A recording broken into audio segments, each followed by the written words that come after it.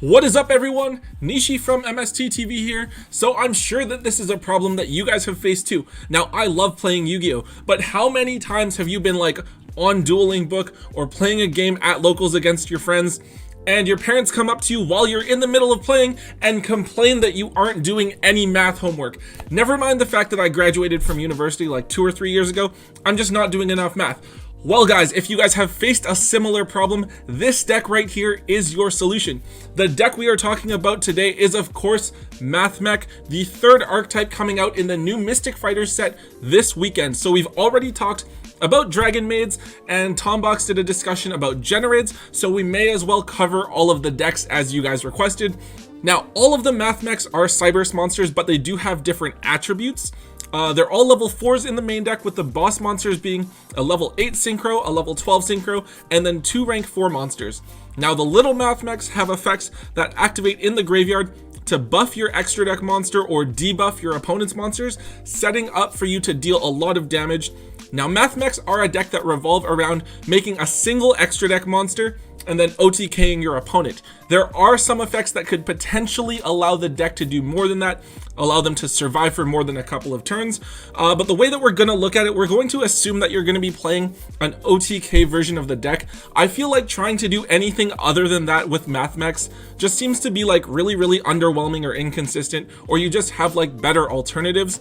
Basically, we're going to say that you want to go second, you want to make a huge monster and attack over something on your opponent's field and win the game in one turn. So I guess like the math part is that you have to figure out how to OTK your opponent using just the cards that you're given and have access to.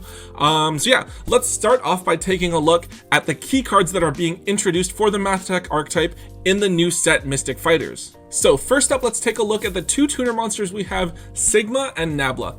So 2 of our boss monsters, which are the key cards we're going to use to win games with, are synchro monsters, so it does make sense that we have 2 on-theme tuners in the deck, and both of them are actually pretty useful. So the first one is Sigma, which can be special summoned from the hand or graveyard for free if you have no monster in your extra monster zone.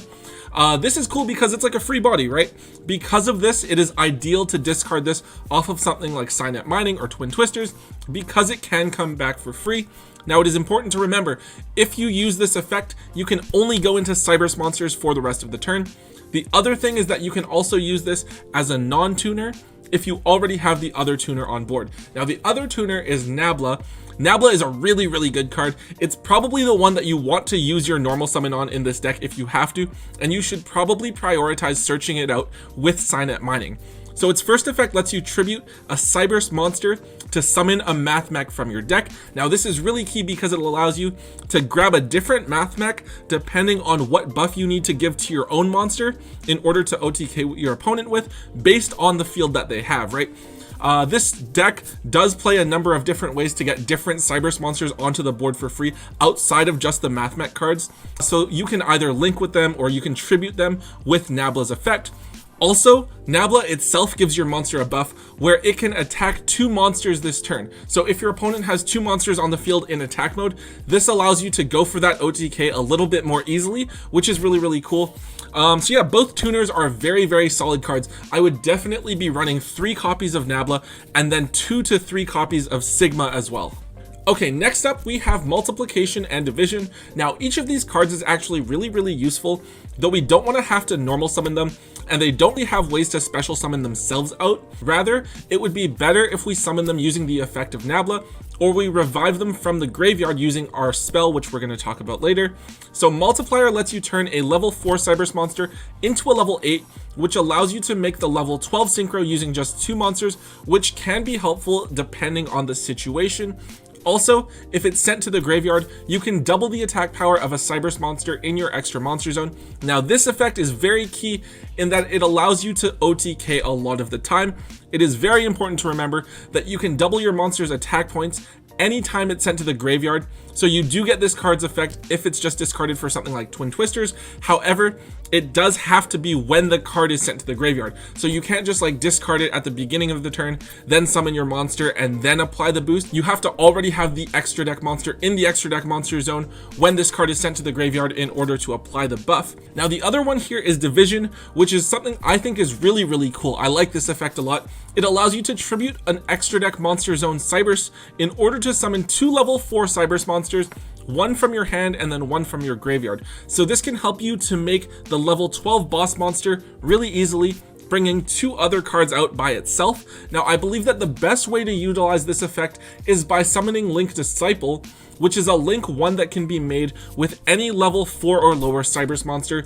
So you can use any of the free bodies that this deck can get out, like Backup Secretary or the token from One Time Passcode, and then get this effect off fairly easily. Now its other effect lets you cut your opponent's monster's attack points in half, which can be very useful in the right situation and also helps to set up OTKs a little bit more easily. Also remember, this effect also activates when it's discarded, though in this case you can use it earlier on probably, since your opponent will still have like that same monster on the field when you proceed to your battle phase later in the turn, so it's a little bit more flexible in that regard. Overall, the difference between like multiplication and division depends on the other cards that you have access to. The last 2 main deck monsters we have are addition and subtraction. Now these 2 aren't as useful as some of the other monsters, so we're just going to cover them really quickly. Basically, they special summon themselves from your hand and either boost your own monster or decrease your opponent's monster by 1000 attack points. Also, they both lock you into Cybers monsters for the rest of the turn. Now, these are both like okay in that they have the potential to be good extenders depending on how you want to build your deck. Now, what you should remember is that you have to have a monster to target and boost or debuff before you can special summon out either of these cards, right? If there's no monsters on the field, you can't just special summon this card for free. Personally, I don't think that these cards are cards I would want to max out on. I would still probably play like 1 to 2 copies of each, depending on what the rest of my monster lineup looks like. So we're on to the boss monsters now. First up, we have Mathmech Magma, which is a generic level 8 synchro monster with 2500 attack points and 0 defense points. Now this card has 2 effects. First, if it destroys an opponent's monster by battle, you get to destroy 2 cards they control. This happens in the damage step, so it is harder for your opponent to respond to it. Now you get the most value out of this card if it is made with Nabla, as destroying 2 monsters will allow you to destroy 4 cards your opponent controls. Its second effect allows you to search for a Mathmech spell or trap card when it is destroyed by battle or your opponent's card effect, which I guess is like okay, it's there if you need it. But in an OTK deck, we don't really want to have to see that effect go off too often. Now we should remember that this card is a synchro tuner, so you can make it and then climb into the level 12 synchro after if you really want to. This probably isn't the one you're going to be making to OTK your opponent with. However, if you can't set up the OTK right away, this card can be very, very useful to help you get control of the game and hopefully allow you to win the following turn. The other Mathmech synchro boss monster that we have is Mathmech Final Sigma, and it is really, really good. This is the card that's probably winning you like 90% of your games. So this is a level 12 cyber synchro monster with 3000 attack points and 0 defense points. Now this card should only be summoned in the extra monster zone because unlike the other synchro monster, that's the only way that it can get all of its own effects. So while it is there, it is unaffected by card effects other than those of Mathmech cards, so you can still buff it, but it's immune to things like Infinite Impermanence or Effect Veiler or Mirror Force. Also, anytime it deals damage by battling an opponent's monster, you get to deal double the damage. Now this is the effect that's going to allow you to OTK, right? Because if you think about it, if you double its attack points to 6,000, it just has to run over like a 2,000 or lower attack point monster to win you the game, which is like nothing, right? It's kind of like Utopia Double, though this guy has its own built-in immunity. Now it does have an effect that if it's destroyed by battle or your opponent's card effect, it allows you to search for a Mathmech card. But really, like, how is your opponent destroying this card, honestly? Honest, right? But if you summon this card, you should almost definitely be winning the game that turn. So yeah, this is a really cool boss monster, and I feel like the entire Mathmech strategy revolves around summoning out this monster with as many buffs as possible, and then just trying to win the game in one swing. The Mathmech archetype does have a couple of Xyz monsters, and don't get me wrong, these cards are really, really good. However, I feel like they are much better utilized outside of the Mathmech archetype. So each of these is a generic rank 4 monster, and each of them gets different effects depending on how many materials you detach from them when they're summoned. So Alimbertion is probably the more useful one in the Archetype in a pure deck, since you can make it with any 2 level 4 monsters and then detach both materials to search for a Mathmech card, including the spells or traps, and then it can be tributed for Division's effect to bring back other Mathmech monsters onto the field, which is kind of cool. It does have other effects which allow you to search for any level 4 monster or any spell or trap card, which is great, but probably not what you want to consolidate your resources into when you're trying to OTK your opponent. The other Ixies is Laplacian, which can only be made with exactly 3 level 4 monsters, but then gets up to 3 effects depending on what you detach from it. It lets you rip a card from your opponent's hand randomly, as well as send a monster and a spell or trap card from your opponent's field to the graveyard, and those effects do not target. All of which is really cool and sounds really good, except it probably doesn't help to OTK your opponent too much, so we probably aren't really going to be making this card. If you are choosing to play Super Factorial, then these cards can definitely be used. Also, in non-Mathmech decks that can make rank 4s, there's definitely a lot of potential for these cards as generic Ixies as well. They're cards I would still include in a pure deck because it's cool to have access to them in certain situations, but not something that I would very highly prioritize making. Okay, so on to the spells and traps. So the spells for Mathmechs are really good. The first one, Mathmech Equation, is pretty simple. It is a monster reborn that boosts the attack of the summoned monster by 1000 points. Obviously, this card is really free, and it's also searchable by Alimbertion, which is nice. The card allows you to revive any of the monsters that you would discard off of something like Signet Mining or Twin Twisters. Just be careful of something like DD Crow or Called by the Grave. The other spell is Billion Blade Nayuta, which can only be equipped to a Cybers monster. Now, when that monster battles, you can send a Mathmech monster from your deck to the graveyard to boost your equipped monster by the sent monster's attack points. This can be really helpful if you don't have quite enough damage to OTK your opponent. It can also get a Mathmech into the graveyard to be revived after, setting up a contingency play for next turn. Also, if it does fall off, you do get to add a Mathmech card from your graveyard to your hand as well. So yeah, some really solid spell cards that definitely help the deck to achieve its win condition. Equation is definitely a 3 of, and you can even play like Monster Reborn alongside of it. Nayuta, on the other hand, is something that I'd probably only want to play 2 copies of, as I feel like drawing into multiple copies or top decking one would feel really bad, but it can help push for damage in the right situation.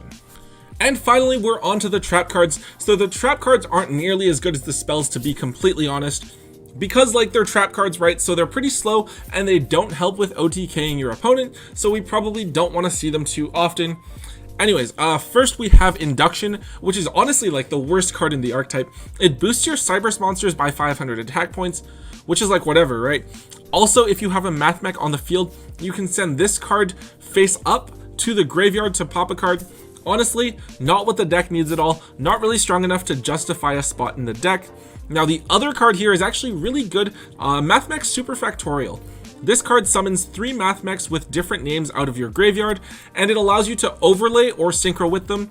Most likely you're going to want to Ixies with them because the Ixies monsters have effects that activate on summon, allowing you to proc and potentially disrupt your opponent with these effects during their turn. Now if I'm playing Mathmech, I would maybe play like 1 copy of this card or side 2 copies for if I'm forced to go first, as it's still like a really strong card in and of itself if drawn at the right time.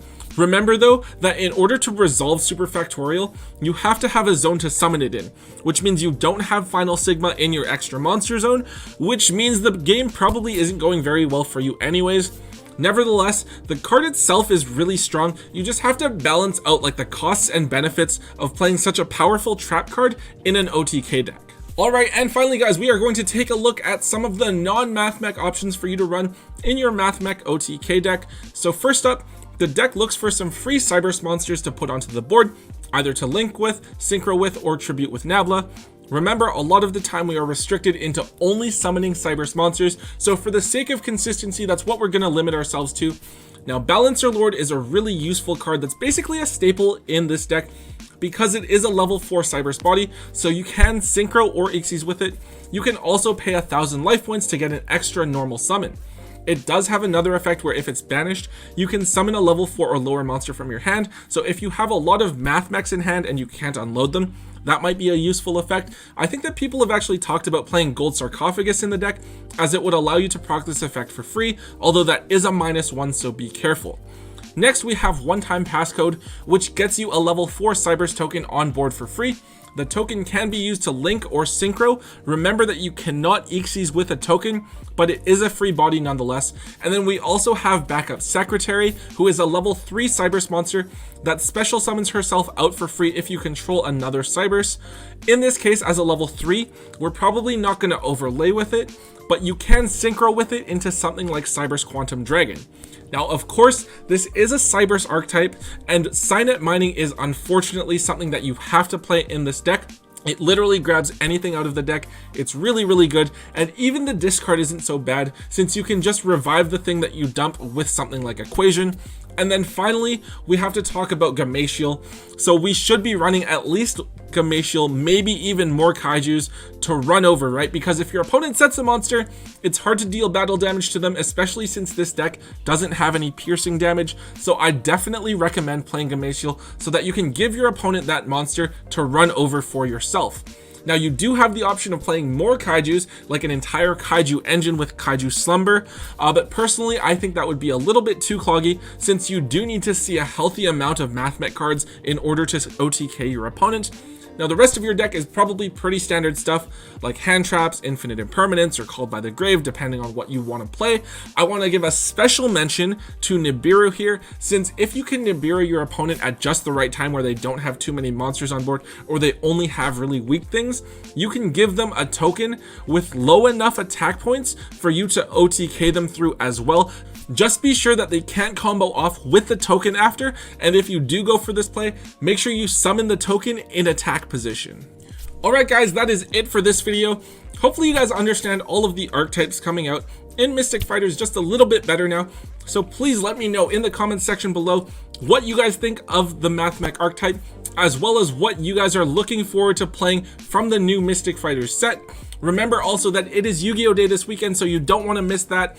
Remember that if your deck has at least 10 Mystic Fighters cards in it, you do have a chance to win a really cool Dragon Maid mousepad, in addition to the Dragon Maid mat and the field centers, and you get packs of Mystic Fighters as well. So be sure to go support your locals and check it out this weekend. But yeah guys, if you enjoyed the video, please leave it a thumbs up and subscribe, of course, if you haven't already. And of course, as always guys, don't forget to hold on to your MST.TV.